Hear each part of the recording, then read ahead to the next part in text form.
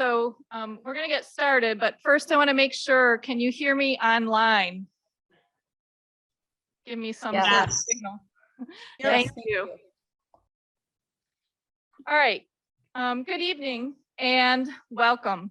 Thank you for your interest in learning more about the work of the Appleton Task Force on Resiliency, Climate Mitigation, and Adaptation. I am Teresa Weglars-Hall. I'm one of the members of the task force, and I am excited today to share the climate action plan that we submitted to the Common Council in December of last year. We have a short presentation prepared, which will highlight some of the threats of climate change, how the task force was established and our charge, as well as some of the goals and recommendations in the report. Following the presentation, there will be time for questions. Throughout the process of developing the climate action plan, task force members respected other members by listening to others without interruption and acknowledging different points of views. We ask that you also be respectful of others during the questions. We know this is a subject that many people are passionate about, and we welcome respectful dialogue. So this is the front cover of the Climate Action Plan. The full report from the task force is posted on the City of Appleton's webpage. I'll provide a link at the end. The following slides contain references. You'll find those references in the lower left-hand side of the slide. Those references are to page numbers in the report where you can find more details on the specific recommendations and goals. If you haven't yet read the full 66-page report, a good place to start is by reading the letter from Mayor Jake Woodford. That's on page 5, and the executive summary, which is on page 6. So first, let's look at some of the impacts of climate change. Global warming is probably the one most of us hear about. Greenhouse gases like carbon dioxide and methane trap heat in the atmosphere, leading to warming. For example, we've seen increasingly warmer temperatures, including record-breaking warm temperatures this past December. Globally, 5 of the warmest years on record have occurred since 2015, and 9 of the 10 warmest have occurred since 2005. Annual temperatures in Wisconsin are expected to increase by 4 to 9 degrees Fahrenheit by 2050. Warm temperatures can lead to increased frequency and intensity of drought and wildfires. Melting glaciers can lead to increasing sea levels, which can then displace residents of coastal cities, leading to climate migration. So this warming can negatively impact people, our cities, and economy. Warmer temperatures from climate change can lead to more evaporation, more intense rainfall, and severe storms. Data has shown that Wisconsin has become wetter since 1950, which can lead to flooding. Higher temperatures during windier winter months can make weather unseasonably severe, like tornadoes that would be more likely in the Midwest and Wisconsin in the winter. This year, the 10th most costly natural disaster nationwide was in August and was estimated to cause $1.3 billion of damage. That occurred in parts of Wisconsin, Illinois, and Nebraska. Closer to home, in 2019, a severe windstorm caused $715 million of damage in the city of Appleton. In addition, flooding and storm damage can have economic impacts from reduced tourism. Climate change has wide-ranging impacts. Food production can be impacted, for example. Apple growers have seen a shortfall in apple production that may be attributable to climate change. You can see that in this top headline here. There are health risks with the warming environment. For example, Lyme disease could increase as the tick population sees bigger populations because less ticks die in warmer winters. Warming temperatures can impact local plants and animals. The US Geological Survey found that walleye populations were declining due to warmer water. That's in this bottom headline. Warmer water also leads to algal blooms and fish die-offs. These are just some of the impacts we could face unless action is taken to reduce greenhouse gas emissions and adapt to climate change. The city of Appleton has a history of taking action to reduce human impact and preserve natural resources in the vein of sustainability.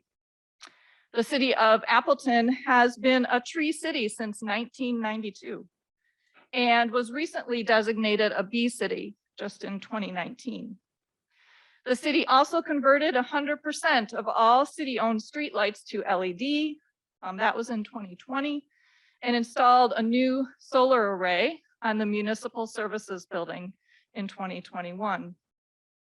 This commitment to sustainability was expanded to specifically include climate change in 2019 with the creation of a task force that was charged with developing a climate action plan. So this is from the city's website. In October 2019, Resolution 13-R-19 was submitted and approved by the Common Council. This resolution stated, a climate action plan is the best platform to outline urgently needed, comprehensive mitigation and adaptation strategies to address a changing climate. And further, a task force shall advise the city of its recommendations, which shall include a list of actionable initiatives to address climate mitigation. The members of the task force were appointed by Mayor Tim Hanna and included a city department head, that was Dean Gaza, 2 members of Common Council, which included former council member Corey Otis, and our 2 current council members, Kristen Dassler-Alfheim and Denise Fenton. The task force also included individuals from intergovernmental agencies, institutions of higher learning, non-governmental organizations, and other volunteer residents of Appleton. The goal, as set in the resolution, was to develop recommendations to help the city reach a goal of net zero greenhouse gas emissions by 2050 or sooner. That's the red underlined statement on the screen. So to achieve zero greenhouse gas emissions, the task force needed to develop a roadmap of measurable actions to reduce or mitigate emissions. Since greenhouse gas emissions have been increasing year over year, which you can see in the graph on the slide, the action items focus not just on mitigation, but also on climate resiliency. This is needed in order to prepare for those climate change impacts I presented earlier, as well as climate adaptation, which is adjusting to the effects of climate change. Importantly, these actions that we proposed also have many co-benefits for Appleton. That includes cost savings. So for example, using less energy by switching to LED streetlights, for example. Stable energy prices, improved air and water quality, and improved health. So in order to understand where the major sources of greenhouse gases come from, the city hired EHSE Management Service to complete a municipal greenhouse gas inventory, so just of the city. The results of this analysis revealed that the largest sources of greenhouse gas emissions from the city are from water treatment and wastewater treatment. So this accounted for 2/3 of the city's emissions. In this graph, you'll see flared and combusted methane. That includes landfill and wastewater treatment, and methane is a very strong greenhouse gas. After wastewater treatment, and including that flared and combusted methane, the next largest source, which comes in at about 4%, is electricity used for street lighting. The importance of this inventory is it provides a baseline that can be used to measure progress towards the goal of net zero greenhouse gas emissions. So the goals of the task force are divided into 4 very broad areas. Those areas are leadership, well-being and public spaces, resource allocation, and natural world. And I'll be going through each of those areas. Many goals are related to the city's operations. However, each area also has recommendations that pertain to business as well as residents. Because the task force recognized that the most impactful solutions would include cooperation among all 3 sectors: business, city, and residents of our community. Our recommendations and goals were ultimately prioritized, and they were prioritized using measures of cost, health, resilience, equity, as well as increasing community engagement. So I'm going to start with some of the leadership goals. These are goals that are focused on leading by example. Climate action requires that the city take the lead to coordinate with community members and businesses. Importantly, this includes education and outreach with the community. So this education and outreach promotes dialogue about the impacts of climate change and how we can reduce our carbon footprint. The leadership recommendations include creation of a climate change commission. The task force that submitted this report was disbanded in December of 2021 with the submission of the final report. So this commission would be sort of in lieu of the task force. This commission would help city staff research, analyze, and revise recommendations in the climate action plan. The task force recommended that the commission be appointed based on applications from the community, the same way task force members were picked.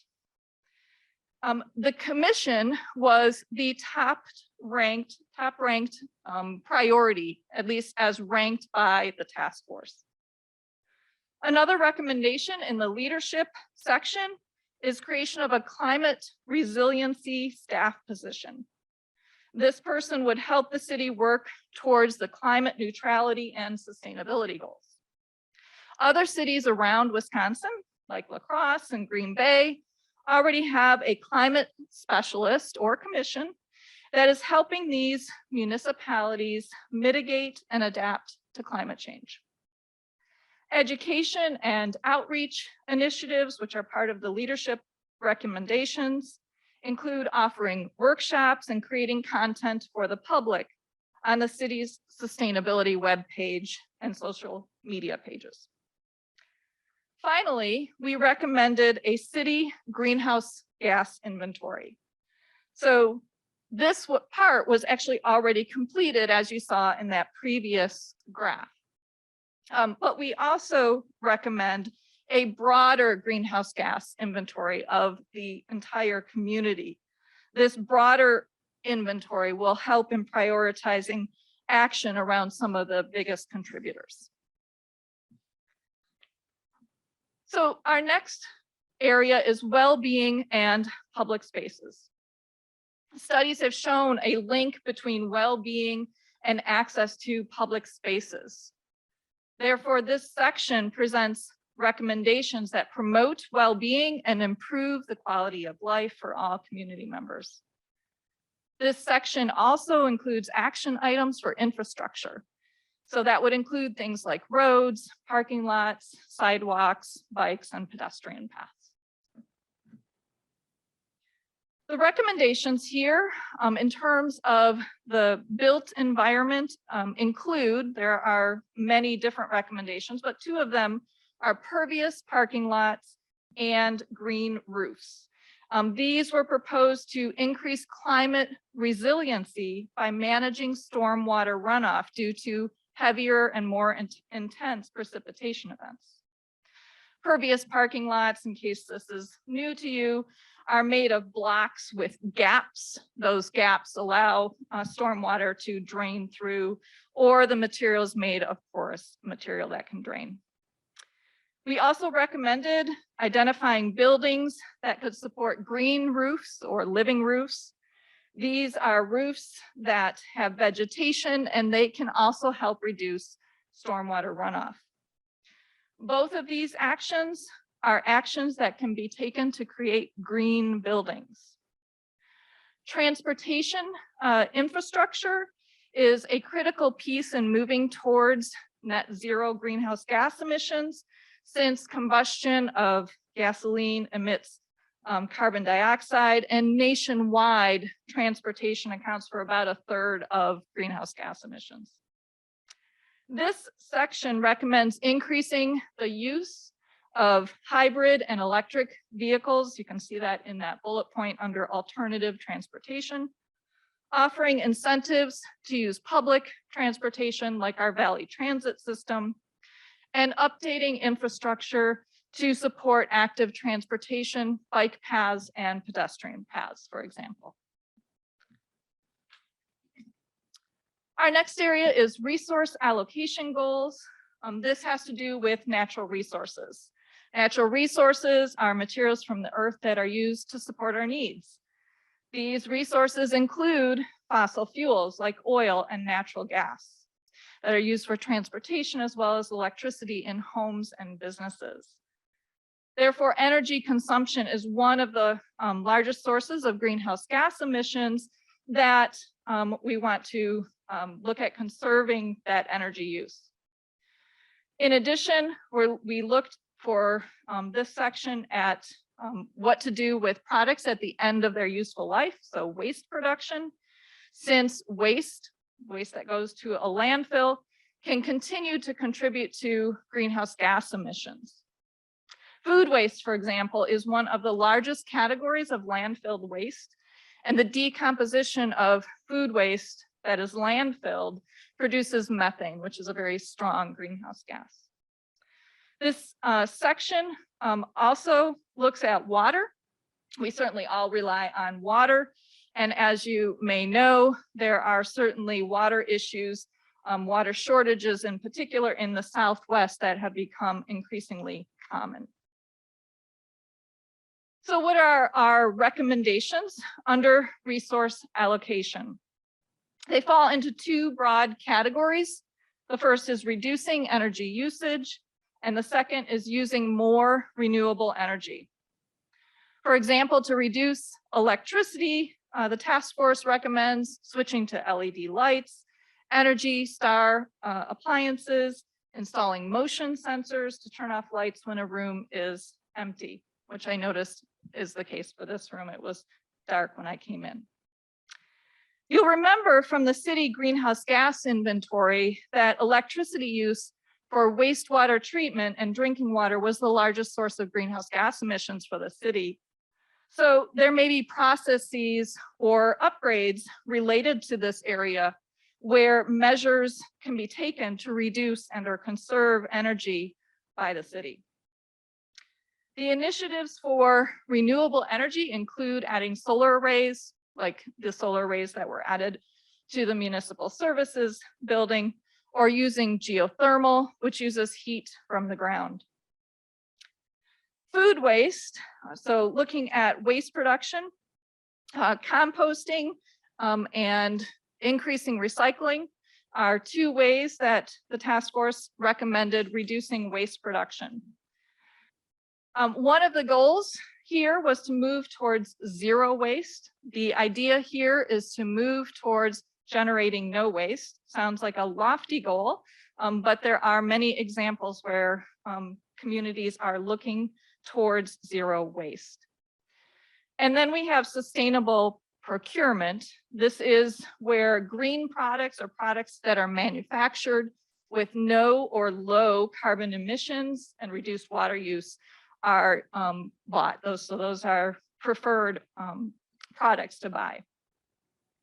The recommendations to conserve water include modernizing plumbing with low flow fixtures and developing a flood resilience plan. Our final category is the natural world. Protection and conservation of our forests and green landscapes is important in a climate action plan. Since vegetation acts as a carbon sink, it pulls carbon dioxide out of the atmosphere. The city has been committed to maintaining trees in the city as evidenced by the designation as Tree City USA. But the goals in this section expand on that commitment. Conserving and protecting our ecosystems will also support wildlife and improve air quality. So for our natural world recommendations, one is expanding and conserving our urban forests as well as prairie landscapes. In addition, encouraging more community gardens and residential backyard gardens were part of the recommendations as part of the city's green infrastructures. This has the additional benefit of providing access to fresh local foods too. So this is really just the beginning. On Monday of this week, details of a new poll were released that found that 39% of Wisconsinites identified climate change as, quote, an extremely big problem.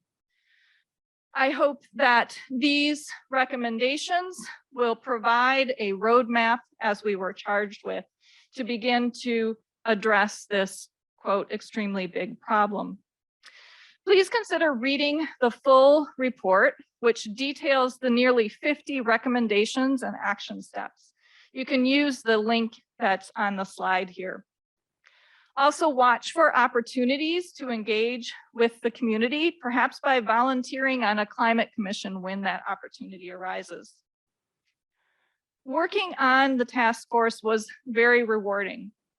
Every member of the task force volunteered their time, some with small children, full-time jobs, numerous other commitments, and during a pandemic, which suspended meetings for several months. A special thanks to the task force chairs, starting with Terry Dawson, who is here, and then ending with Heather McCombs. The next step for this climate action plan is city officials will be reading through the report and reviewing some of these recommendations and presumably prioritizing. So at this time, we'll take questions. I'll call on participants. You can raise your hand either in person or your virtual hand, and I will direct questions to task force members or city officials to answer. For task force members or city officials, if you're answering, please just start by introducing yourself. All right, thank you. And I think I'm going to be bringing around the microphone unless we have online people. So we'll see how this works.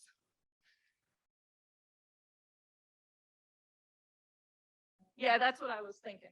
Starting live. Anybody want to start us off? Yes. Wait, hang up. Can we have people come up here? I think that's okay, yeah. Then we'll just leave it up here. Do you mind coming up? I just had a question. Was part of the recommendation for electric vehicles to increase our, I guess, coverage of them so that we could be attract more electric vehicles?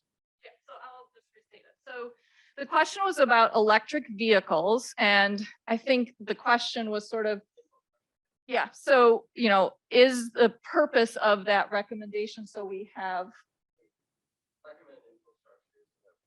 okay. Okay, so are we looking to recommend infrastructure that supports electric vehicles? This was not a section that I worked on. Who might want to jump in, task force members here? And this is John Pfeiffer. Can you hear me? Yep, we can hear you. One of the discussions we had was how do we justify the support of electric vehicles? And currently the justification has to do with as we develop new infrastructure for the city, can we build into that infrastructure charging points for electric vehicles? And that's how we're approaching it at this time. Does that answer your question? Yeah. Okay. Yeah, I'm sorry I didn't introduce myself. I was part of the original task force and contributed to the renewable energy section. John Pfeiffer. Thanks, John. Do you want to come up here or want me to come to you? Thank you.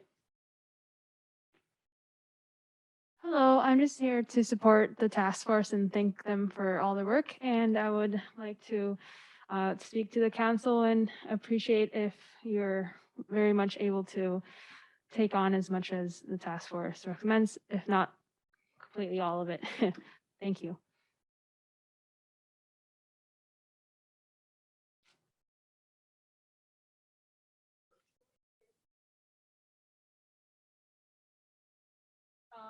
Why don't we'll do two more in person and then we'll go to, go ahead.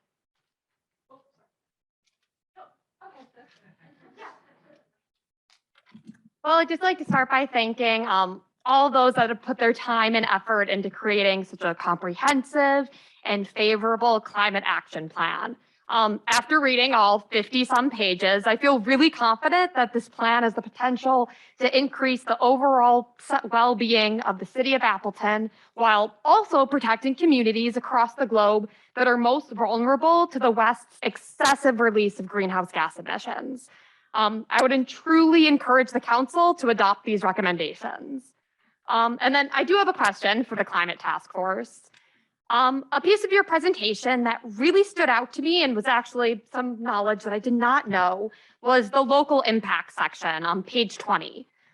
So specifically, this area highlights the drastic increase in temperatures across the state. I found the following statistic to be especially concerning. Quote, Southern Wisconsin may experience 80 to 90 days per year with temperatures exceeding 90 degrees Fahrenheit by 2100. Now, I realize that this narrative is just one of the might narratives that the current efforts, if we delay the current efforts to mitigate global warming. Now, that being said, I also realize the high potential of this narrative to become reality. I understand the current proposal's plans to mitigate rising temperatures, but I am left with some questions in terms of resilience.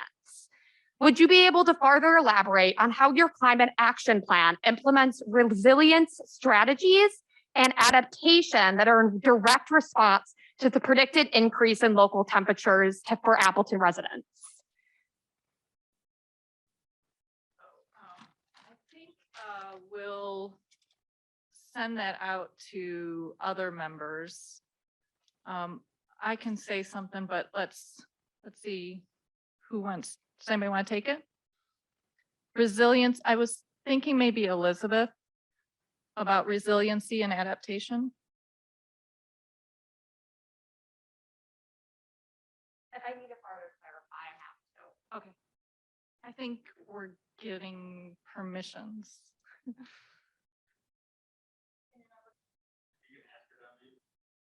Oh, Elizabeth, can you unmute if you're comfortable answering? Putting you on the spot.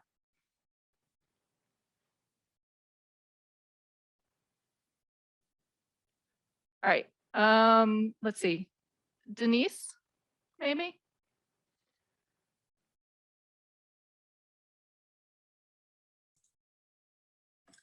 Hi, can you hear me? We can. Okay, I'm sorry, my connection's a little bit unstable here. So in terms of, I'm not going to go through the list of specific resiliency measures, but all of the areas we have recommendations that will make our buildings safer from the effects of climate change, will make have specific recommendations of already making strong efforts about stormwater. But those are the kind of things that I hope it answers your question, but that those are the kind of things that the report points to for resiliency.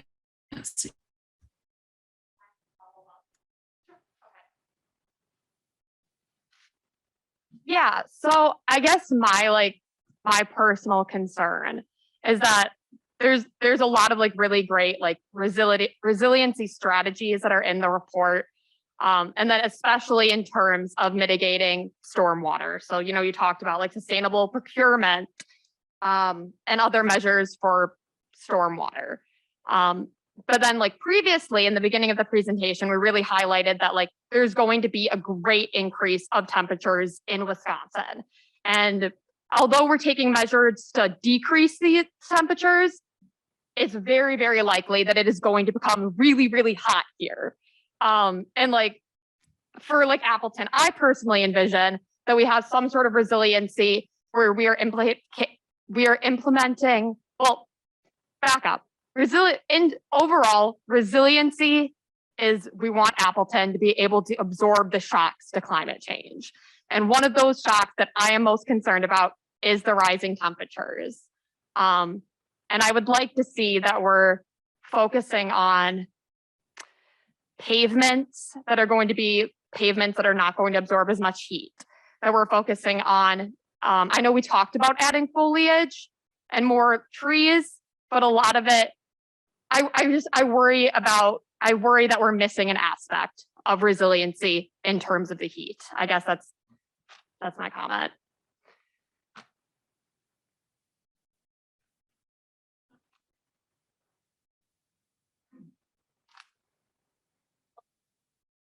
Here, I'll just bring this over to you. You got it? Okay. 18, okay. So one of the things that we talked about in the report is also the fact that we'd save the urban forest and make the urban forest stronger and better. There are lots of places throughout cities where the urban forest is lacking in that area, and those neighborhoods are usually much hotter. So protecting the urban forest and promoting the natural landscaping is a very important part of the resilience process, as would be the green roofs. So it would add into all the other things, but it would be a very large part of the resilience process.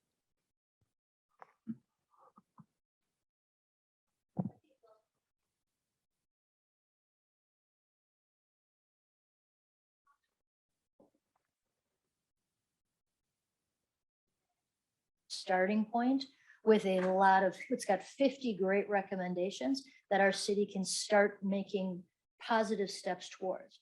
I will assure you that with the groups coming on the next commission, there are going to be more ideas. There are going to be better ideas. There are going to be additional ideas. So your thoughts and your concerns are valid, and we will be looking for that input in the coming years as we walk down the path and start checking things off. And guess what happens as we check things off? More get added to the bottom of the list. So don't go anywhere. There's certainly more to come, but I think the task force has done a great job of getting as much in as they can that becomes attainable for the city to start making progress. I appreciate the validation, and I completely agree with you. I am very in favor of the climate action plan, and I think they've done a great job, and I would love to see our city adopt all the recommendations. Thank you. Two more in person. We'll go there and then to Israel, and then we'll move online. We'll come back to in person. Is it okay to take this off? No, I won't. I am going to make a public statement. I'm Janice Quinlan, 322 South Court, Appleton, and I'm speaking today as the Vice President of the League of Women Voters of Appleton Fox Cities. The Appleton League commends the City Task Force for their hard work in producing this well-researched report. Your strong report coincides with several concerns identified by our League's two-year study on climate change, preparedness, and resilience. One, we support the climate resiliency staff position and establishing a climate change commission. We also support coordination and collaboration across regional communities. Collaboration increases synergy, brings together a variety of stakeholders, and enhances the input from public-private partnerships. We commend the City Task Force for recognizing the importance of environmental justice and equity at every juncture. However, we noticed that recommendations for education, outreach, and DEI language had low prioritization. We believe social equity should be a high priority. In this area, we advocate for incorporating a lens for climate resilience and social economic resilience in all plans, actions, and policies. Building socially resilient and strong neighborhoods with safe public spaces, since social connectedness is vital in saving lives during extreme weather circumstances. Establishing a human vulnerability risk inventory and map so our community systems can address critical gaps. Building or rehabbing climate resilient, affordable housing, prioritizing the needs of low-income families and other vulnerable populations. Broadening public transportation, both intercity and between cities, with limits to expanding highways. Enhancing communication systems, including broadband, that are accessible to all. We advocate increased attention to safe drinking water by enhancing water protections and healthy ecosystems. We advocate for increased testing and treating of drinking water, which detect and remove naturally occurring and human-made pollutants. We advocate that all construction projects, new and updated, are designed for future climate resilience. Climate risk affects the entire community and must be considered in all financial decisions. I'm going to email a copy of the statement to Mayor Woodford and to all council members, and I thank you for this opportunity.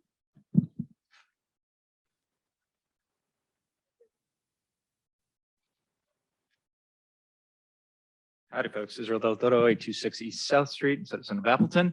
And my question, well, first off, thank you to the Climate Task Force. You guys did an awesome job in putting this together. Outstanding. You've done all the hard work. Now, my question flips to the members of City Council and the mayor. Can you identify some areas that are low-hanging fruit, places where you can get started right now that we can start taking action on the 50 recommendations from the council? Not wait till tomorrow, but like just get the ball rolling on some of these things. What are those areas?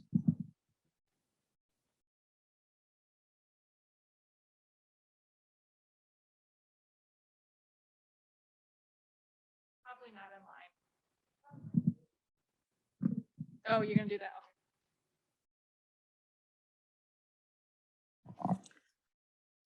That's a great question. And I think it's, the job number one was to provide the list. And I think we worked really hard in not just coming up with 50 suggestions, but to prioritize them by actionable items. So we have it prioritized in terms of low cost, big impact, high cost. And so we have it layered out so that we could make it as simple as we can for the city to be able to take it in bite-sized pieces. That doesn't make it a perfect list, but it shows that there are things that we can accomplish with very little capital that would have an impact and start moving the ball forward. I think when you put that list and the passion of the city behind working through it, and the agreeance that all of these things are important, I think it becomes working together in the right direction. Then you have the advisory council on top of that, who is going to continue to press forward with the city. And I think that is an important thing also. It is not the commission versus the city. It is the commission with the city and our residents taking these steps to accomplish things together. And we have, both sides have agreed that is 100% the intent. Make progress, continue to make progress. I'd also be happy to speak to the question in terms of immediate steps. We're already in the process of reviewing commission makeups from other communities, gathering examples from other communities. And we'll begin the process of drafting recommendations to get before the council on that front. We're also reviewing the recommendation around a dedicated staff position for this work. I think one of the questions that we have to ask ourselves as a city is, how is it possible over the last 20 years that we've been able to reduce our electricity use by 25%? How is that possible for us to accomplish that, which we've done in the absence of a position? And I think what we're starting to find is that we do have leaders within our organization who are doing this work, who are focused on it. And so there may be opportunities for us to more clearly recognize and empower leadership within the organization on these issues, because we have a team of people at the city of Appleton who are doing this work every single day. On the point about resilient infrastructure, this has been a focus for the city of Appleton for over 20 years, particularly in the area of stormwater resilience. And that's work that'll continue. So I think part of this is about more clearly recognizing the leadership within our organization that is doing this work and making sure that those roles are empowered to continue to do that work and to provide leadership for us as a city. So those are a couple of immediate steps. We have not waited for the task force's recommendations, though, to continue doing the work that this city has been doing for now decades, including the example that was shared tonight of the installation of a solar array on the municipal services building. We also have major capital projects that are in the planning stages, and sustainability of those projects is front and center. That's, of course, the library project, which the community is well aware of, but maybe a project you haven't heard as much about is a project at the Valley Transit Facility at Whitman, where the bus depot is, and sustainability is also front and center in that project. And our facilities management team has been actively engaged in those conversations. So the work is it's happening now, and I think that's part of what we have to keep track of as a community, and also what we need to convey to our community, which is, this is not new work. This is not radical work.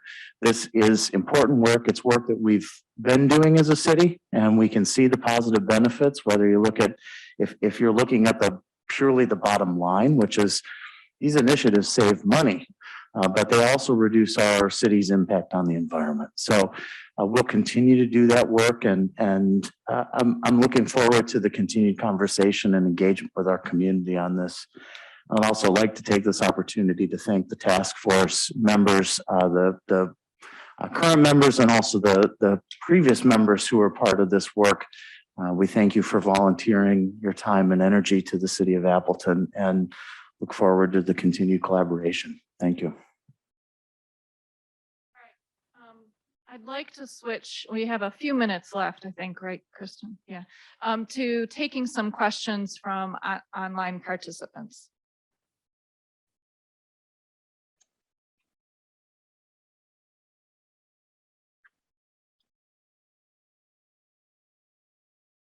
May I speak up?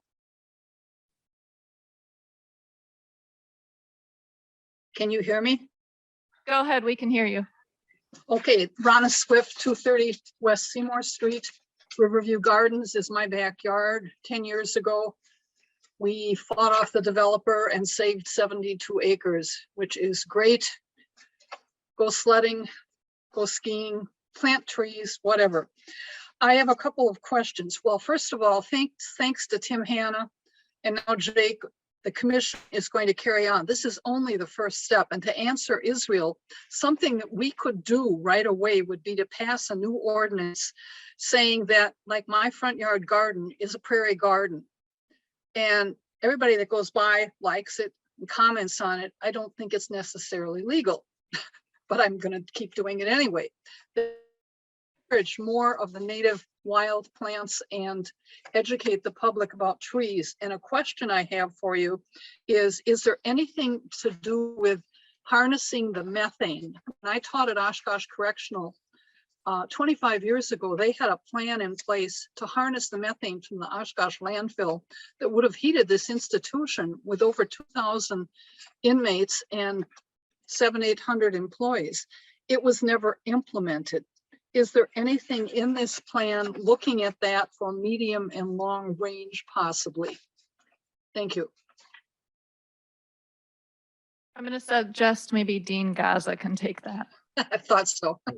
Hi, Ronna. Great question. In 2010, we installed 2 boilers, methane boilers at the wastewater plant, and that captured the majority of the methane gas at that time. What we found was that when you don't need the natural gas or the methane gas was mostly in the summertime periods. And so we would end up still flaring at that point.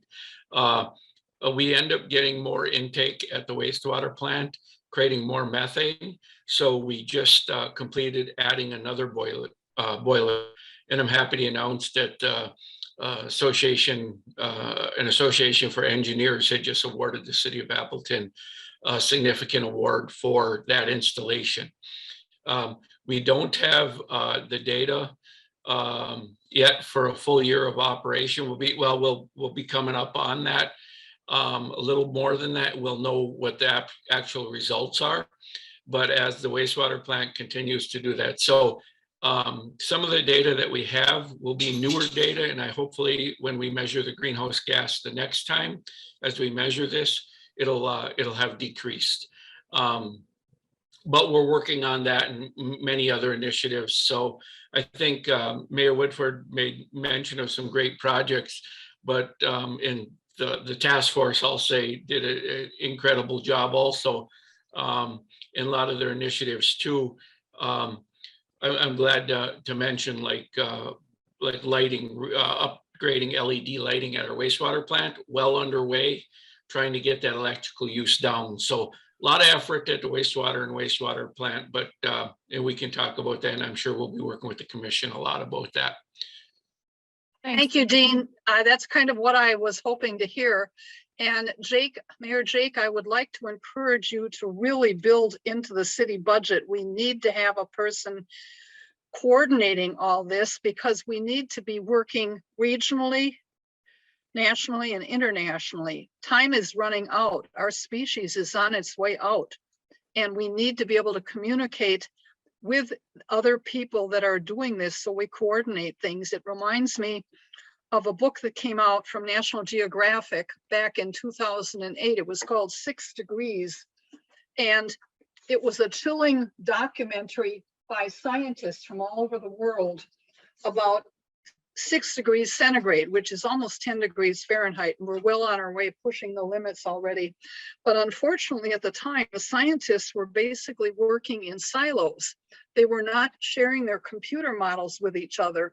So you might have somebody working with volcanoes, somebody working with oceanography, and they weren't coordinating. And as they started coordinating, they saw that things were happening faster with the warming of the earth than previously had been noticed. And everybody here is very well aware of that. I don't need to continue talking about it, but we really need this position. All right, thank you. So I don't see any more hands online. We had one more hand in person. We'll take that one I last. have one. My hand's raised. Yeah. Well, I think we're running out of time, so we're going to go to our in-person who had their hand up for quite a while.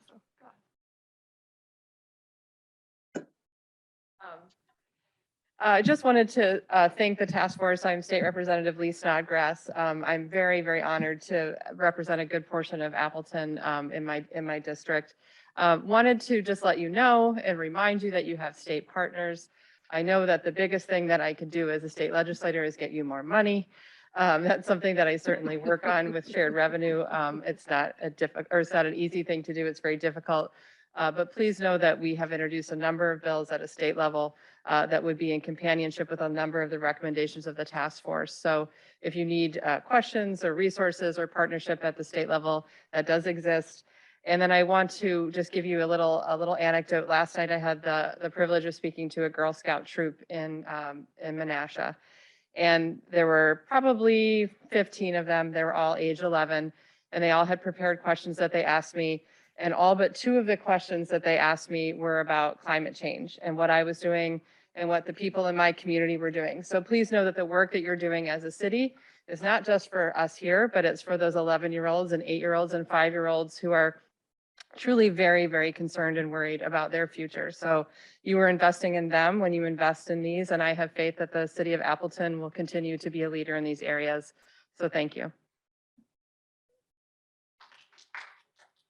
All right, thank you. I know that city has a council meeting, so I think we probably need to end it there to get them, give them some time to prepare. Thank you so much for attending. Again, a link to the report is available. I encourage you to read it. Thank you for attending and have a good evening.